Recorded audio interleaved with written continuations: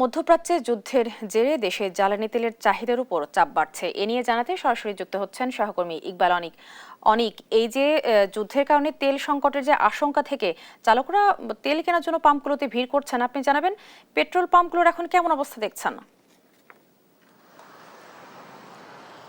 রিপা হচ্ছে যে পেট্রোল পাম্পগুলো বা ফিলিং স্টেশনগুলো রয়েছে সেগুলোতে কিন্তু তেল সরবরাহ স্বাভাবিকই রয়েছে এবং পেট্রোল পাম্পের কর্তৃপক্ষরা বলছেন যে তেল যে পরিমাণ প্রতিদিন তেল আসার কথা সে পরিমাণই তেল আসছে, কিন্তু গতকালকে থেকে হচ্ছে সাধারণ মানুষ বা যারা মোটর সাইকেল বা প্রাইভেট কার চালান তারা কিন্তু তারা বলছেন যে লক্ষ্য করা গেছে বাড়তি ভিড় রয়েছে, যেহেতু ইরান ইসরায়েলের যে যুদ্ধ চলছে সেই যুদ্ধের কারণে আন্তর্জাতিক বিশ্ববাজারে তেলের একটি সংকট তৈরি হতে পারে। এই সংখ্যা থেকে আমাদের দেশেও কিন্তু হচ্ছে সাধারণ যে বাইক চালক বা হচ্ছে প্রাইভেট কার চালক রয়েছেন তারাও কিন্তু এই সংখ্যা থেকেই কিন্তু তাদের যে মোটরসাইকেল বা প্রাইভেট কারের যে ট্যাঙ্কারগুলো রয়েছে সেগুলো লোড করার জন্য তারা কিন্তু সকাল থেকেই অপেক্ষা করছেন। কেউ 2 ঘন্টা 3 ঘন্টা, কেউ অনেকগুলো পেট্রোল পাম্প ঘুরেছেন যেখানে হচ্ছে প্রয়োজনের তুলনায় যে তেল শেষ হয়ে গেছে সেগুলো ঘুরেছেন এবং তারা বলছেন যে তেল যেহেতু একটা সংখ্যা তৈরি হয়েছে সেই ক্ষেত্র থেকেই মজুত করছেন। আর যারা প্রতিদিনই তেল নেন তারা বলছেন যে এই সংকট তৈরি করা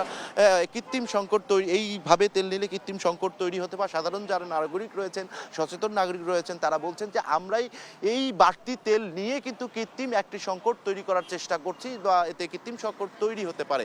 এবং এই যে আমরা এখন বিজয় সরণি যে ট্রাস্ট ফিলিং স্টেশনটি রয়েছে এখানে কিন্তু দীর্ঘ সারি মোটর সাইকেলের আমরা লক্ষ্য করেছি, সবাই কিন্তু দীর্ঘ 2 থেকে 3 ঘন্টা অপেক্ষা করছেন, তারা কিন্তু এখনও তেল নিতে পারেননি।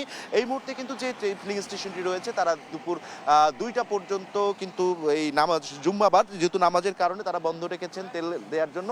আর সর্বোপরি যে বলা যায় যে পেট্রোল পাম্প যে কর্তৃপক্ষ রয়েছেন তারা কিন্তু বলছেন যে তেলের কোনো ঘাটতি নেই। এই সাধারণ মানুষ যে বাড়তি তেল নেওয়ার চেষ্টা করছেন এতে ঘাটতি তৈরি হতে পারে বা কৃত্রিম এক ধরনের সংকট তৈরি হতে পারে। রিতা, এই ছিল আমার কাছে পেট্রোল পাম্প থেকে সবশেষ তথ্য।